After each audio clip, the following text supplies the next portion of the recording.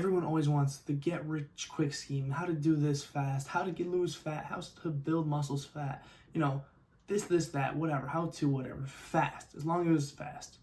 In reality, you shouldn't be thinking about doing it fast, quick, and easy. You should be thinking about long, hard suffering, going through it and, struggling to achieve something and really understand how difficult it is. Because when you complete it and you reach it, you have reached this level that other people can't even understand. They don't have what it takes to get through. And the reality is that David Goggins, Harry Styles, and Mark Cuban all went through it. Hey, what's going on?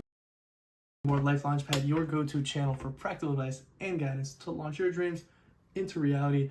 I'm your host, Andrew, and today we're back with another video. And today's topic of video really is just going through it, putting the hard work in and why it really matters and why, otherwise you settle for mediocrity. That's really plain and simple. To start it off, we're talking about point number 1, character. Beating your mind. When you embark on this journey, this long, hard journey, you have this tool, the most powerful tool you have, which is your mind. And that can serve as a good or a bad thing. On one hand, it can, make you weak, make you comfortable, very, slave to it. You could be a slave to your mind. It could tell you what to do and have all these negative attributes. On the other hand, your mind could be the most powerful tool in a beneficial way. It could, surge these feelings of determination,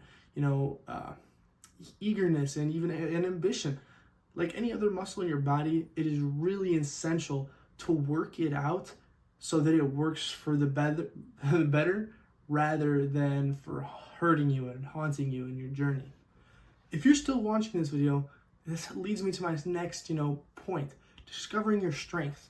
Just because you're watching this video, it shows that you have some sort of determination, some kind of willpower to learn and gain knowledge to improve.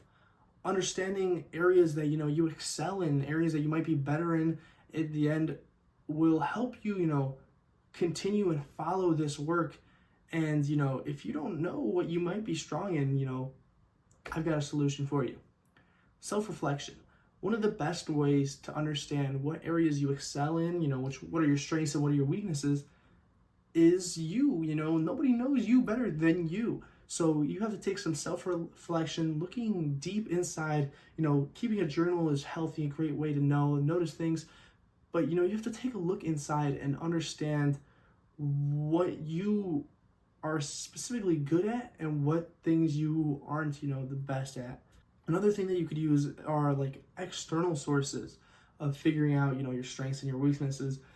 One of the most common ones are, this might be the most common one, is the Myers-Briggs type identification type indicator. It's like an online test. You answer some questions and then it gives you 4 letters that tells you your personality type, what kind of person you are. Past accomplishments are a big one.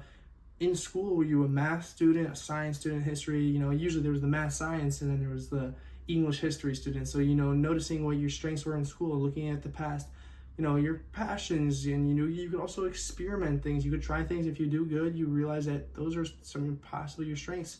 And then finally, I'll say you can get outside, advice, outside information. Ask somebody you can ask a professional to look at you and see what your strengths and weaknesses are. Or you can just ask some of your friends and family to, enlighten you. If you have good speech, if you have good, whatever, they could tell you what you're good at and then what you're bad at, as long as you tell them to be honest with yourself.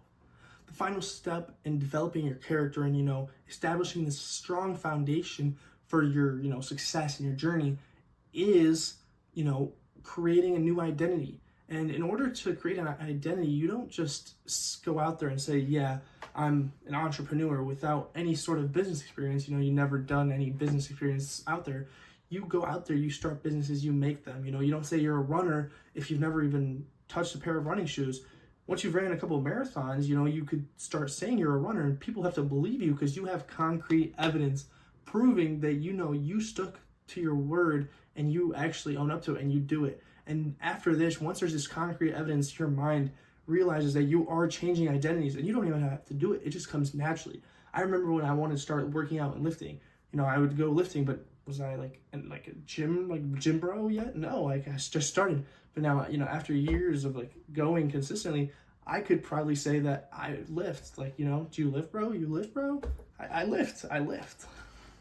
Heading forward to, the next point in going through it is the march onward. And with the march onward, you really have to face reality. Possibly one of the hardest, but one of the most essential things is noticing that there is a long journey ahead. You don't know how long this journey is, but there's this video of a football coach that I've seen. You might have seen on the internet, and it's this football coach talking to his, players, and he's like, "Are you willing to sprint when the distance is unknown?" And in reality, this is what it is. You are looking to reach some sort of goal. You don't know how much work, you don't know how much time it will take. It could take 1 month, it could take 5 years, it could take 10 plus years. You have no idea. But if you don't put all your effort in and work towards it, you never will know. And that's the one way to remain mediocre and just keep falling back to, your homeostasis. You don't go after it. Next thing up is sticking to it. After realizing that you have this long, undetermined amount of time of journey ahead of you, you have to realize that there's a lot that you're gonna have to do. And there's a fantastic quote from James Clear's Atomic Habits that goes, "The greatest threat to success is not failure, but boredom." Really, once people become, reach a certain level of becoming good, you've done all it takes to become good, you're good. But then you hit this plateau and you're doing what you did, but you're still plateauing. Then you start to see people quit. They're like, "Oh, I stopped getting better, I quit, whatever." In reality, this is a time where you have to work the hardest. You have to keep grinding, keep doing consistent, doing what works, doing what works, so that you can get the results. Because, it's those days, very, frequently said, it's those days when you don't want to go to the gym, those days when you're feeling down, you're not feeling energized, that are the most important, the most, beneficial for you reaching your goals in the gym is when you go on those days that you don't want to, because it tells your mind that you're in control. You will do what it takes no matter what.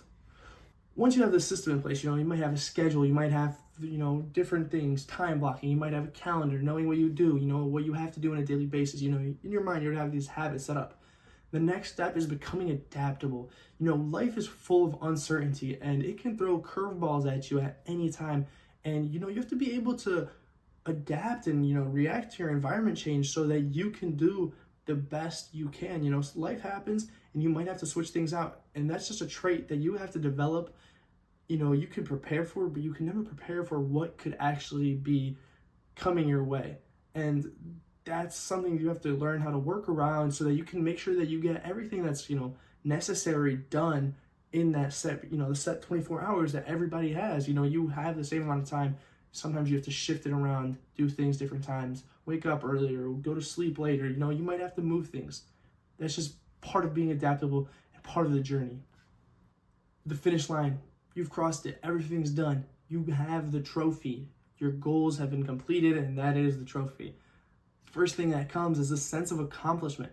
Congratulations, you just endured however long to do what you wanted, the task that you put in your head, and you got there. You finished. You did what it took to get there, and you stuck through it where most people don't even try. And there's a lot to be proud about that. It might be a small goal, but the fact that you stuck to it proves that you have the mind power and the willpower to do it. And that is something that you should be proud of yourself for. With you completing these goals and the task or whatever you had set, planned out, little do you know that you also create this byproduct that you didn't even think about. You might have just reached a personal goal. Say it was lose a certain amount of fat, a certain amount of weight in a certain amount of time. You also become an inspiration to people. When other people see that you did it, they'll be like, "Oh man, maybe I can do it too." And then they go out and try it. And, inspiring someone to do something is great. I remember saying, one of my young cousins told me that I inspired them. And I was like, wow, that was it's just something great to hear and it feels good. And then they go out and then they do good. It might seem small now, but think about it in a bigger scheme. David Goggins, before he was nobody, when he was 300 pounds, I'm reading his book right now, and it's a beautiful story. He was 300 pounds working, spraying, he was doing these spraying things, whatever, and he decided he wanted to become a SEAL. How many people did he inspire before he was a SEAL? Probably none. after he became a SEAL, he became this motivator. He became this idol for so many millions of people. And that really was a byproduct. It's not like he was trying to inspire people. At least I don't believe so.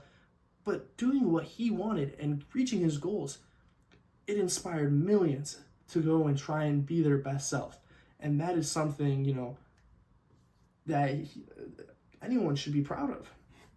Another example that I really like when you talk about inspiration is the 4-minute mile. For years, people thought that the 4-minute mile was impossible. Nobody could break the 4-minute mile. And then it was like in the 1950s, there was a man that broke the 4-minute mile. It was like 3:59 and then like point something. And then after that, a couple months later, you see all these people doing it. It's like he inspired them and showed them it's possible.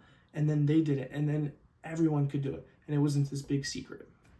And then final point about the trophy is wisdom. When people say when you become older, you become wiser. And, you became older in this certain, specific field. You got all this knowledge and this experience with it that gives you wisdom and shows that you know what you're talking about because you went through the journey. And people ask you a question, think about experienced, say, lawyers or doctors.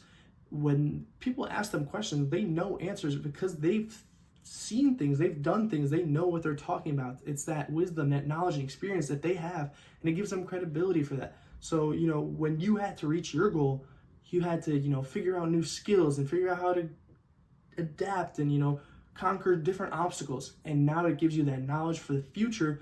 When you try other endeavors, you could easily, adapt and relate it to your past experiences and improve in that sense. As bizarre as it may sound, David Goggins, Harry Styles, and Mark Cuban all had their own, paths of life and different obstacles that they had to conquer and overcome to reach the levels they are. They're all successful in their own specific fields, all inspirations to other people.